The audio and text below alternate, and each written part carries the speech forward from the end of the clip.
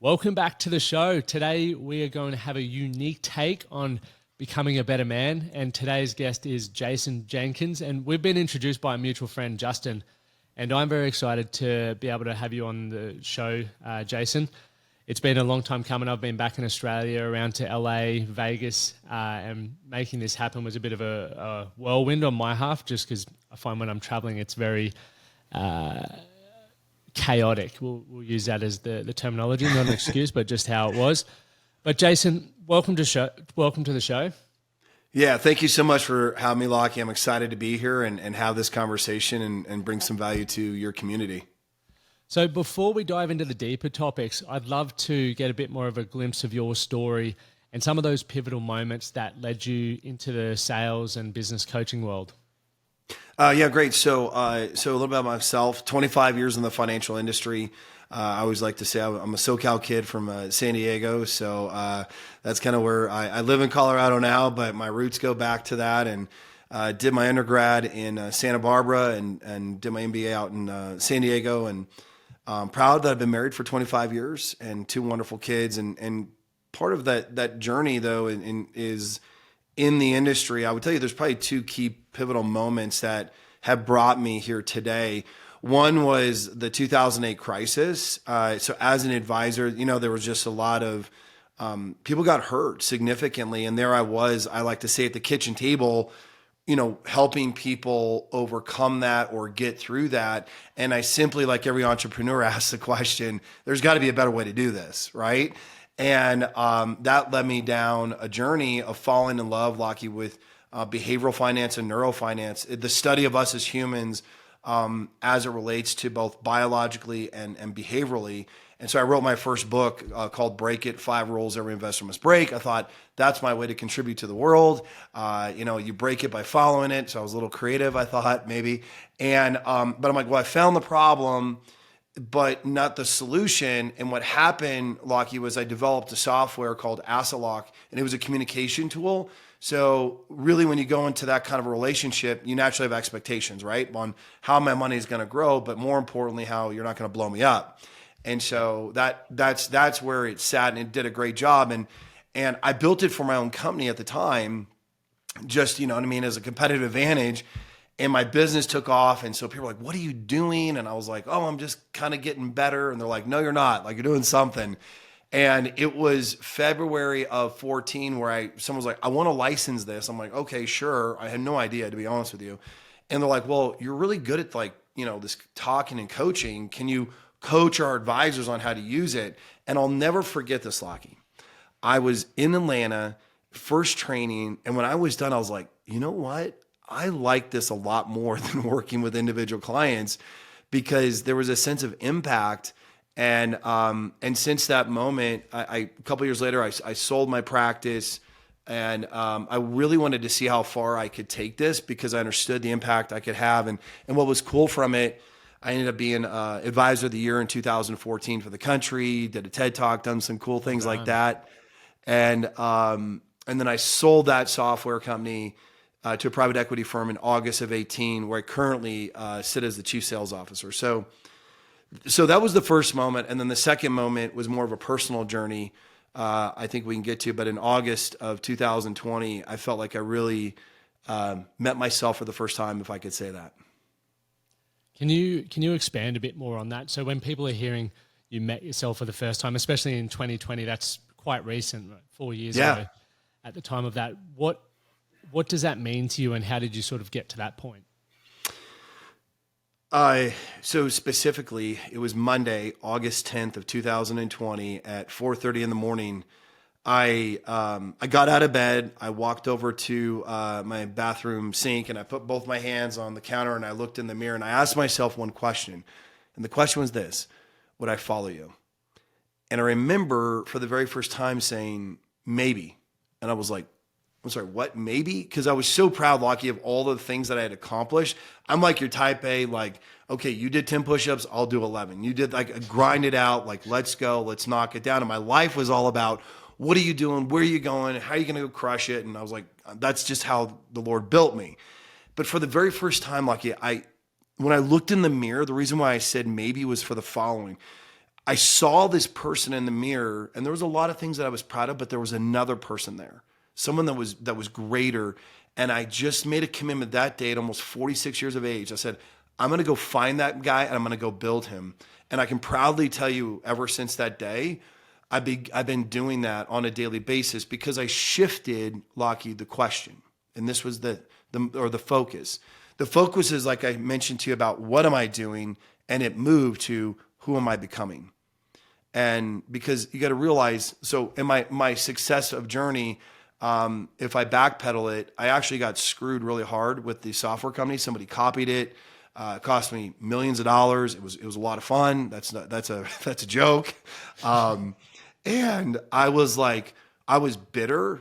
I'm serious. I'm just gonna be really honest with you and your audience. I was pissed, and I was living in fear. I was eating like shit, and I was drinking too much. Like, those were all the things that I was like, and then that was manifesting itself, Lockie, in other things like my relationship with my marriage. Like, we had a good marriage, but it's nowhere near where it is today. And so I started leaning in. So I was a soft 255.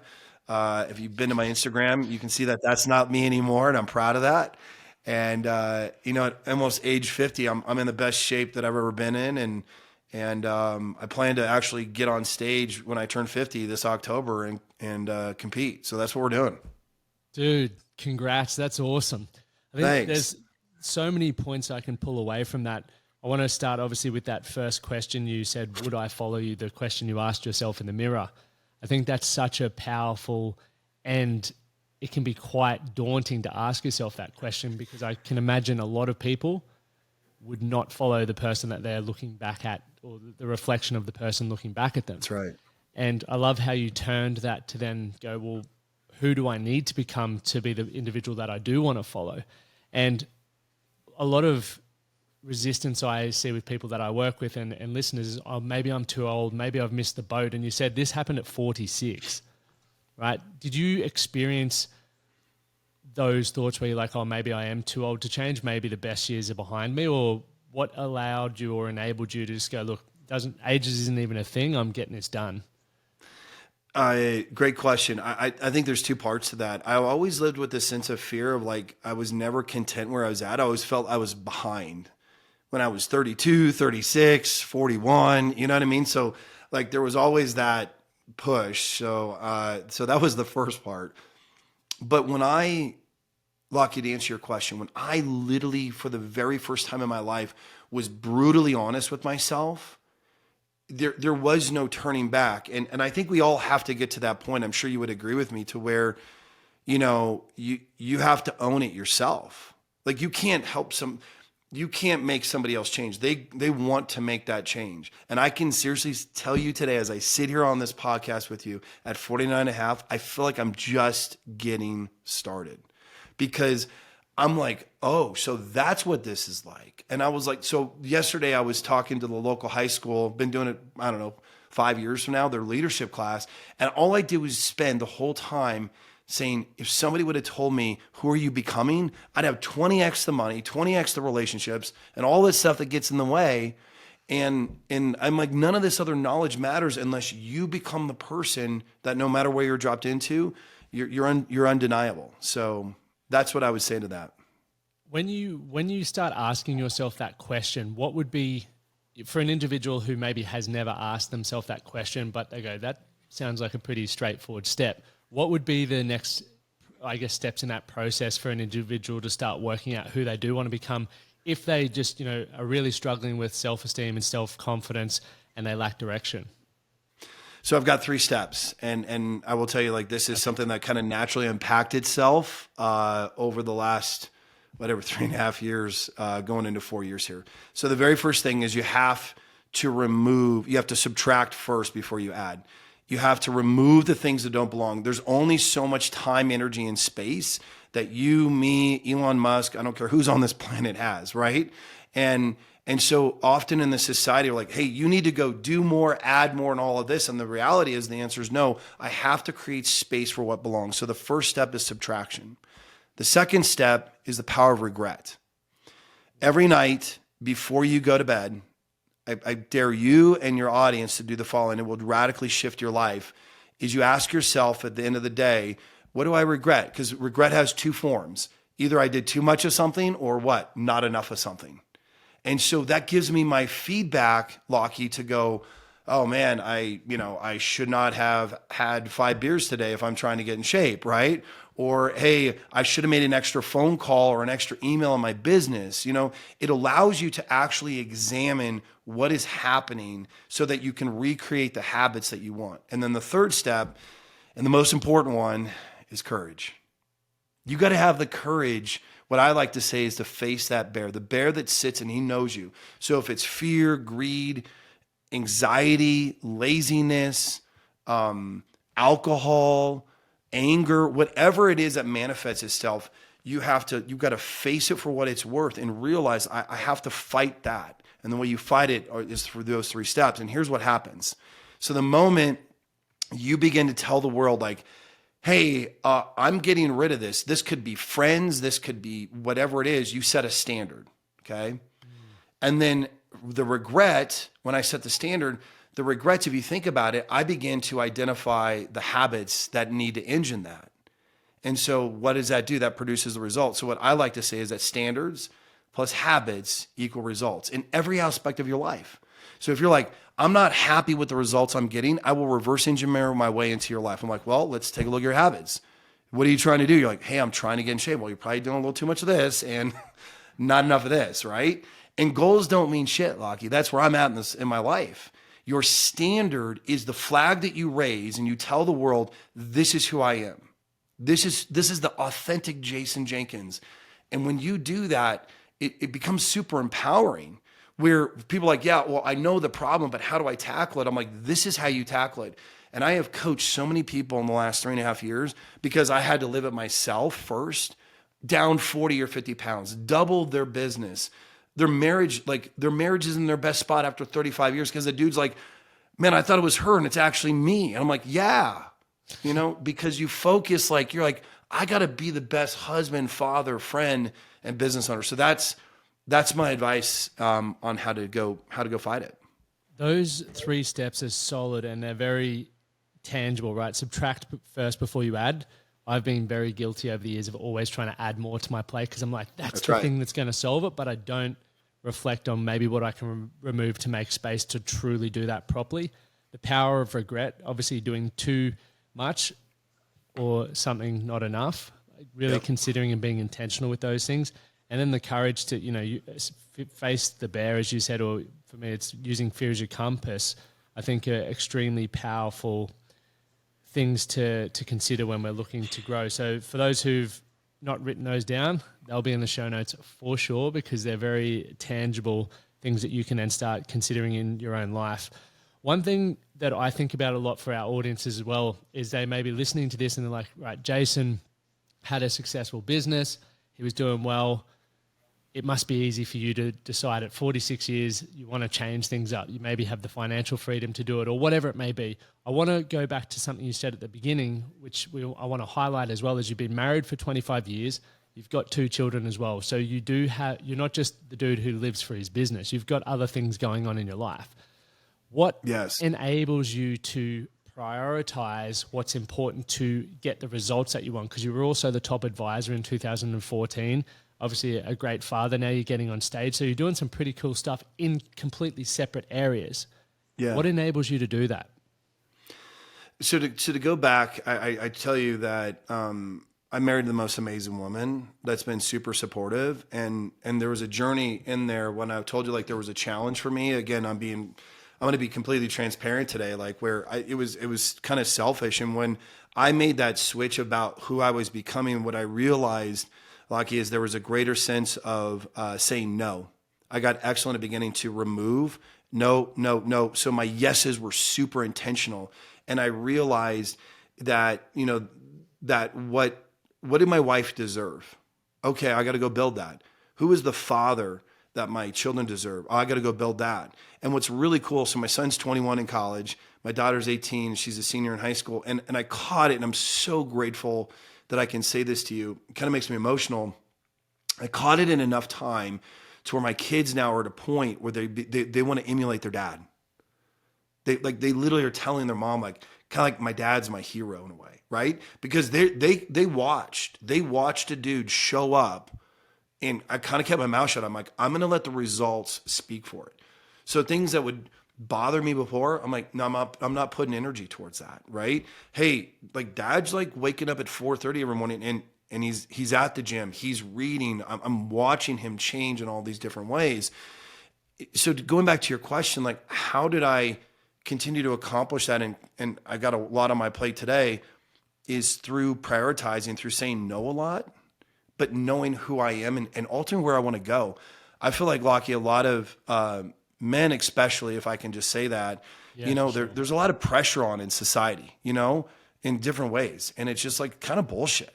It's like, listen, like men are great. Like we're badasses and we were designed to hunt and kill and all that other good stuff. And women are awesome in their own way. And like when we come together, it's like, it's like 20x, right? And it's like we live in this society that's like kind of messed that up. And so as guys are kind of like, well, who am I supposed to be? Who can I be? And it's like, no, dude, you got to go be the person you were designed to be. And you got to step into that and you got to own it. But I always make the statement like this, Lockie, if you can't see it, then you can't hit it. And so you got to be able to see the person. You have to be able to see like, this is the life that I want. And you get away from comparing just because someone's got, 30 cars and a big business and all that. I know a lot of people that are completely miserable because they got focused on the what and not who they're becoming. It's a very important point and I've fallen into it, and I'm sure a lot of people listening have fallen into that comparison trap as well. But going back to the whole point of getting clear on who you are and even tying it into what you said earlier around standards, and I think the state of the world at the moment with masculinity and whose roles what and all of that sort of stuff, to me, we're trying to make everything inclusive to the point that nothing really is grabbing people. And I'm still thinking, I'll probably say I'm thinking this out loud, but I think that some communities are beneficial because they do exclude people because of the standards that they have, not from a position of malice and we're better, but these are the standards, the beliefs and the values that we have. If you maybe don't meet those standards yet, here's the benchmark for you to work towards to become part of that community. Because look, Jason, I remember for myself when I first started in business, one of my initial goals was make $1 million. I didn't have a reason why. I was just like, that sounds cool. And I then knew that in order to be able to start thinking like them, seeing how they do that, I needed to hang out with them. But they didn't want to hang out with me with where I was currently at. So rather than going, oh, the rich people are assholes and they don't, accept me for me, I was like, okay, well, I need to be the individual that can add value to that group of people. Correct. And I see that with our community as well. We want men to be better for the standards that we have, where we can protect, provide, be empathetic and lead. And if you don't meet that, that's okay. We're not going to belittle you, but here's some standards to help you get better, or here's a roadmap to help you get better.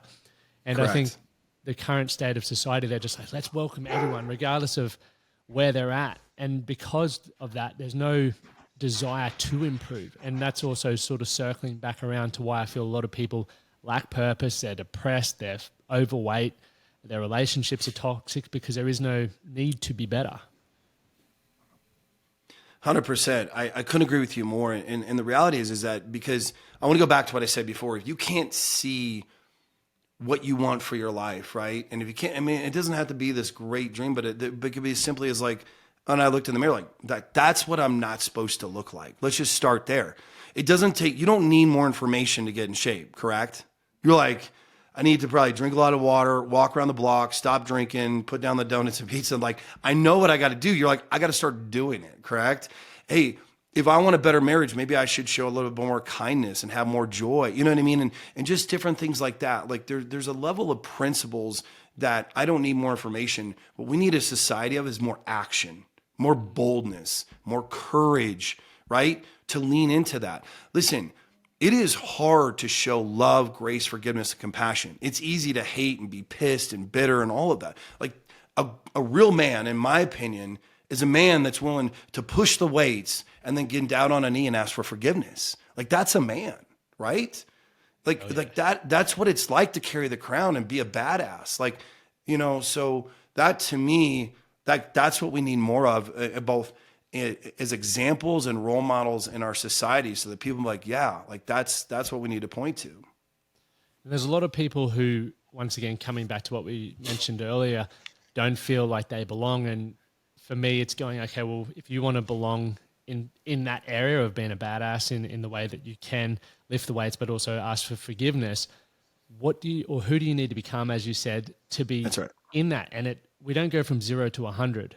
You know, it's No. what's the next step for me with where I'm currently at. And this comes back to responsibility. If you can acknowledge where you're at, even if it sucks, you know, we all have things about ourselves that we're not happy with. But if you can go, this is where I'm at, we lay the true foundation to build upon, to go, okay, in order for me to be able to bench 100 kilos or what's that, 80 pounds or whatever it is, no, probably more, sorry, 225 pounds.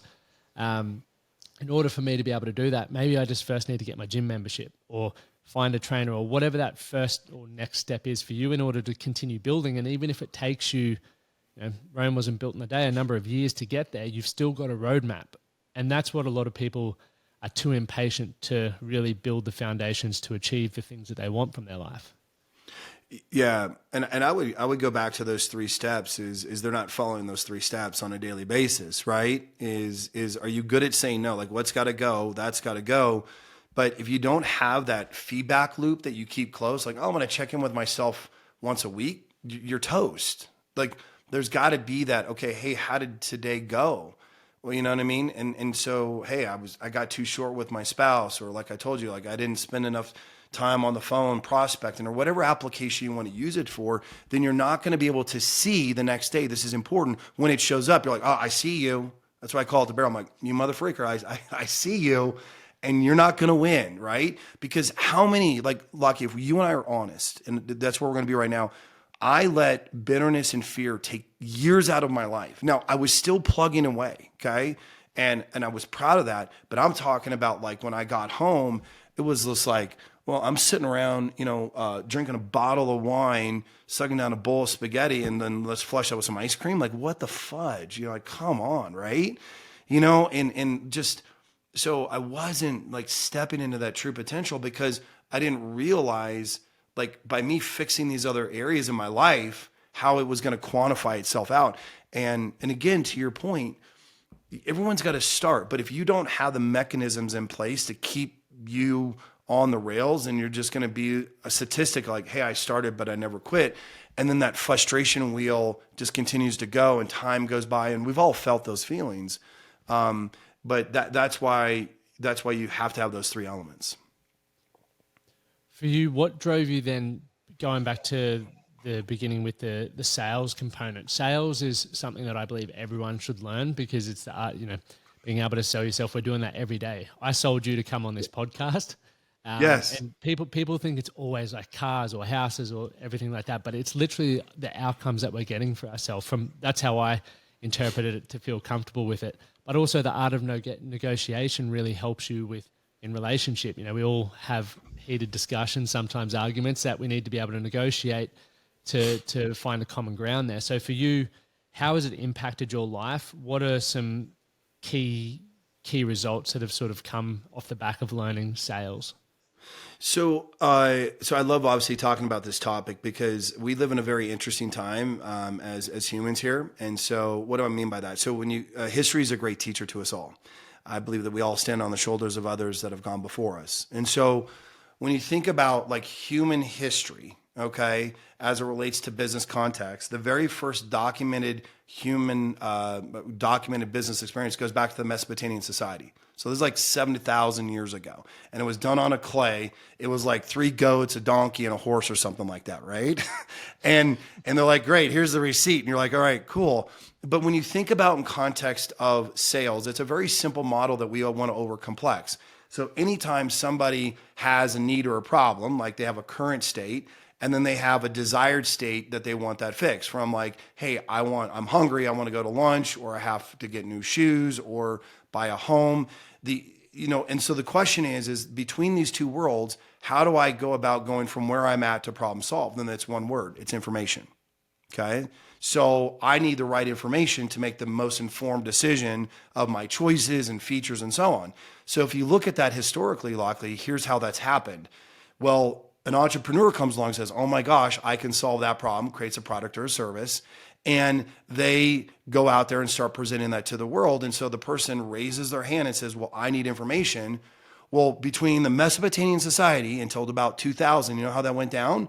That, guess who was the conduit? A salesperson or the entrepreneur. And they're like, I'm going to date myself. When I first got into business, I had like a trifold brochure, you know, like I'd get around with a Thomas guide even before there was Yahoo Maps. So I've just dated myself. So, and so all of that got flipped. And this is important because for the very first time, so the internet comes out and it begins to then take the information in front of us, the humans.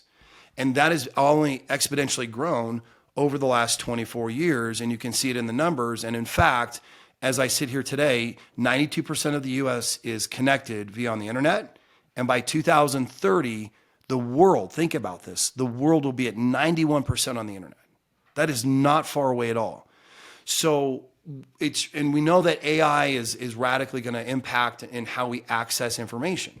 So you're saying, okay, Jason, if that's kind of where we're at and that's the challenge, like what is the future and how do I fight that and what do I believe?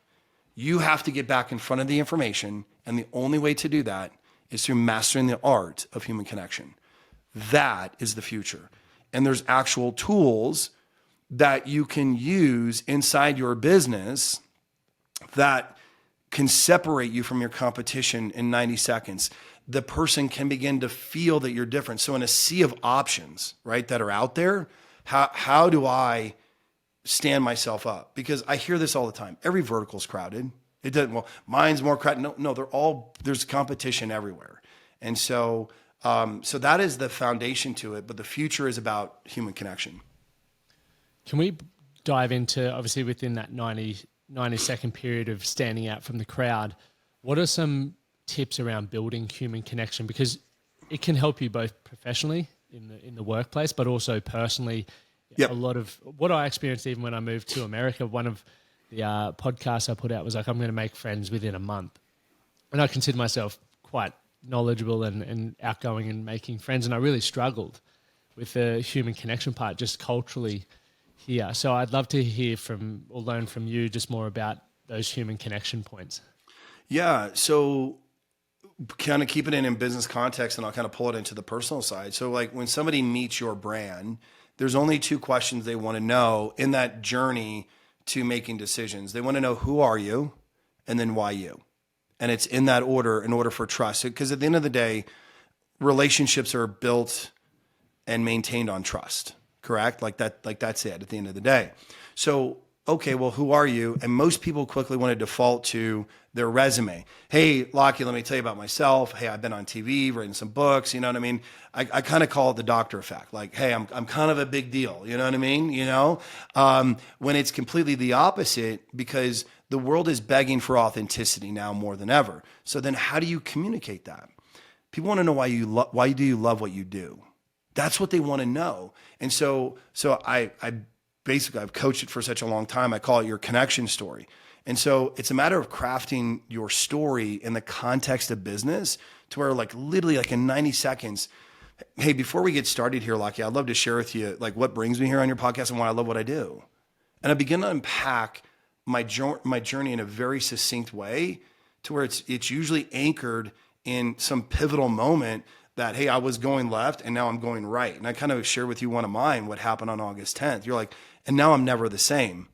And so that people really get the sense that, wow, Lockie really cares about me as a person, right? So when you check that box, because trust has two pieces. It has connection and credibility. I check the box of, I think I like Lockie. And when I begin to like you, I begin to do what? Trust you. So I always like to say the arms come unconnected. And now I'm leaning, I'm like, all right, now Lockie, now how can you actually help me get to solving my problems? And then the other tools inside of that are things like I call our bridge statements and question funnels and different tools that a lot of people just don't know how to properly connect with somebody, that really finding the problem and then properly connecting that to the solution to it. And so remember, there's two things when you're trying to build trust. It's I always like to say your yes has no power unless you can say no. we have a problem that we run around like, oh, I can help everybody. And it's like, no, you can't. But when you find somebody on this planet that you know you can help and you possess the power of no, they can feel your energy. They're like, oh my God, like this person cares, right? And the second about is credibility. A lot of us want, we fly around with our opinions, and I'm like, nobody cares about your opinion. What they care about, Lockie, is your insight. I want to know, what have you learned? And how you frame something up is more important today than ever, because when you sound like everybody else and you're just regurgitating everything, then they're like, well, that's just white noise, and I'm going to move on. And so like those are some of the fundamental things when you get to know that in sales and you realize that it's on this human connection, it gives you such a competitive advantage. And then when you work on those tools, they kind of naturally, they begin to kind of bleed themselves into your personal life as well. Yeah, I think as a result, I was just thinking as you were saying those things, trust, forming your own opinions requires you to do research. It then requires you to think about what it means to you, what challenges you with it, what maybe challenges other people. And as a result, you're building self-awareness, right? And self-awareness is part of what allows us to understand what we value, who we want to spend time with, what really matters to us. And a lot of people don't really afford themselves the time to ever do that. It's like we'll read a quick Instagram post and that's all of a sudden the truest thing I've ever read. And it's like, that could have been one of those joke blogs, So true. And that's the challenge with people is, as you said, their opinions, they don't really dive much deeper to form their own insight to that so they can add value to other people's lives by bringing that there. And that's why even with this podcast, I'm so grateful that I get to speak to people like yourself and so many other people who do take time to think about what their opinions mean and the insight and what they've actually learned from that, because then it gives me something to, I've taken a bucket load of notes already that I then get to go away and think about and research a lot more to form my own insights and opinions. And we don't take enough time. I love one thing you just said I wanted to kind of go back to is that we don't take enough time or permission to give ourselves to think. So one of the habits that I've plugged into my life living in Colorado is like, I love going to the hot springs. It's like my thing. I try to get there 3 to 4 times a month, and it's 3.5 hours of just Jason Jenkins time. Like I'm going to go by myself most of the time. And it's like, honey, I will check in when I get there. If the house isn't burned down, kind of leave me alone. But it's amazing when we just reflect and we're quiet for a second, like no phone calls and no messages, and get a chance to reflect on, hey, what was the week like and where am I going and what was good and bad and in between. It strengthens that muscle of awareness, and from awareness becomes, that's the lesson, or that's got to get better, or hey, I'm proud of this. Such powerful points. What's something that you've done recently that you're extremely proud of? I would say that I'm extremely proud of is it's almost kind of the consistency, Lockie, of like who I just continue to build and recognize. I guess I'm in the midst of it. Like I told the audience, like October 5th, I'm literally going to get on the stage at 50 and be like, and pose is like, it's kind of intimidating. Like, you know what I mean? I'm like, am I really going to do this? Like, holy smokes. And I'm like, yeah, I am. And so I feel like I'm proud that I have declared that and that I'm going to do that. And I've almost parked the expectations. Again, I'm a competitive person. So, but I've hired a coach and he's being a great coach, but like, I'm really proud of just staying committed to that and just kind of focusing in on a daily basis. Like I got asked the question yesterday, like, hey, who would you say you are? I said, I'm a better person today than I was yesterday. And like, that's just kind of that's how close I'm keeping it. Like, I just got to show up and tomorrow I want to wake up and be like, okay, was I better today than I was yesterday? So those are the things I'm proud of. I love that. That's awesome. When we touched on before about being authentic and especially bringing that into the workplace, I was at a point probably a decade ago where I didn't think the authentic version of myself was good enough. I didn't think I would be liked or appreciated.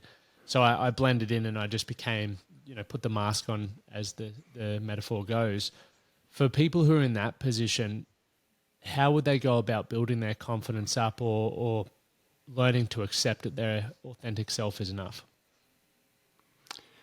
I would say it has to go back to, like I like to say, is fighting your bear, and you got to go build that person. And because what comes from that is confidence, right? What comes from that is awareness. What comes from that are the results. So like when you begin to wrestle with your bear, and let's just say it's the bear of fear, or and you begin to overcome that, that begins to manifest itself in other aspects of your life, correct? You're like, hey, I'm fighting this and I'm winning this battle, and it's not going to numb me anymore. The fear of speaking up, like the fear of sharing my idea, let's stick with that, right? And so therefore, as I win that, I begin to see things. And when you begin to kind of fight that bear, what I can tell you from experience and coaching too many people around this, they begin to see problems that others don't see, right? And in a world that is all about bringing more value and solving more problems, I'm telling you, at the highest level, that's what I've seen. So that's how you begin to move past that, or you sticking with your analogy about removing the mask and like, oh, this is who Lachlan is. And I was like, okay, who's this guy? Where was he been, right? And but you can't give me something you don't have, Lachlan. You can't. If I was thirsty and there was an empty glass in front of us, what's the first thing you have to do? You got to fill it up with water, correct? Before that you can give me anything. And we miss that fundamental step. That means I got to go work on myself. It's why I repeat it all the time. It's once you understand that who I become is everything, and I move towards that consistently over and over again, walls begin to break down, because now you actually have something to give, because people are like, hey, hold on a second. You're getting results, whatever that is, self-confidence, marriage, physicalness, emotional, but you can't give something to somebody that you don't possess. So you've got to go get it first. So there is no easy way. And I'm glad we went back to those main points, because people are really looking for this quick fix. We always are. It's why people are more medicated than ever before. People are, not in a position they're not resilient enough, because it takes work. And the journey is different for everyone. As you said, it's like you choose that destination and let's get moving, but it's not linear. Like it is a bit of a roller coaster. And the only way you can do it is by acquiring that information and then putting, the foot on the pavement and get walking, or running if you want to run. There's no other way around it. If there was, they would have figured it out 2,000 years ago. Literally. Long before we figured it out, We've just overcomplicated things in today's society. But obviously back in when you had that realization from a mental health perspective in the workplace and stuff, what have been some strategies that you now implement in your daily life to allow yourself to be the best version of yourself on a daily basis, so you can be better today than you were yesterday? So it really are those basic tools of that. I constantly re-examine it, and then I've really established like the right structure. And so the very first step, I'm going to go back to those, is that I had to constantly just, what's got to go. I can't, it's back to those three things. So I wake up every day going, damn it, like I could have done that better. So that's the courage of it. Like, I want to be really clear. Like my bear of fear, and sometimes when I think back to like the names, that a name can come up that screwed me in the past, and what bubbles up from my soul is I just want to punch him in the face. So I'm being honest, I'm like, damn those people for causing me millions of dollars. Like, what the hell? And then I'm like, okay, energy gone, or like whatever, like, or like something like in my marriage, like my wife says something, like, okay, like what the heck, and so because of those habits and those routines, it allows me to see where that shortcoming is. But again, I'm only being redundant because it works, Lachlan, is you have to get so good at saying no and creating the space, so subtraction. And then for me, that regret tool is super powerful. I'm like, yeah, I could have been kinder. I could have done this better. I could have asked for more help, whatever. But then most people just simply don't have the courage to show up every day. I have great days and I have bad days and so on, but I have more great days than I have bad days. And so it allows me to perpetually move north, to where I want to go. And so that montage of like standards plus habits equal results is, I hope it's on my tombstone, honestly. Like, hey, Jason Jenkins, October 1st, 174 to who knows how long I have. he was a great dad, friend, businessman, and standards plus habits equal results. Like he lived by that. Like that's what I hope. I love that. Standards plus habits equal results. So Jason, where can everyone find you if they decide they want to do some work with you, if they want to watch a TED talk or grab your books? Where can people find all Yeah. that information? Yeah, so I would encourage them to go to Instagram, Jason M Jenkins _. I post quite a bit of content there, and I love posting content that I feel is valuable. So, and then the book is on Amazon, and the TED Talk is on good old YouTube, flying around out there. So you can see a younger version. You can see I think it was in 17 when I did that. So yeah. It's been an absolute pleasure. Some things that I've really taken away, and I just want to recap from the context. You do have a family and kids, and you've run a business, and you're also working on this, getting on stage in 6 months' time or so, which is going to be incredible because you're still juggling these important buckets of life that I think too many people believe you can't manage that. It's like we have to just completely go all in on our career and sacrifice our relationships and our health to do that. I think there's a lot more people now putting their hand up and proving that to be different purely because of what you've labelled out in a very simple 3-step framework from subtract first before you can add. I think that's an absolute key point, the power of regret. And finally, the courage, facing the bear, doing those hard, to me, it's doing the hard thing, because that's where you're going to build resilience and continue to build your own confidence and self-esteem. The other thing that I really liked as well was mastering the art of human connection. So when people meet you, who are you and why are you, secondly? So relationships are built and maintained on trust. So as I said, Jason, I've taken a heap of notes. I look forward to continue following along and learning from you as well, mate. And I hope our audience has got just as much value. Guys, all the show notes will be below with all of Jason's links to his TED Talk, his books, his Instagram page, so it's easy access just to click it. But Jason, thank you so much for joining us. Lucky, thank you so much. I really enjoyed this conversation, so thanks again.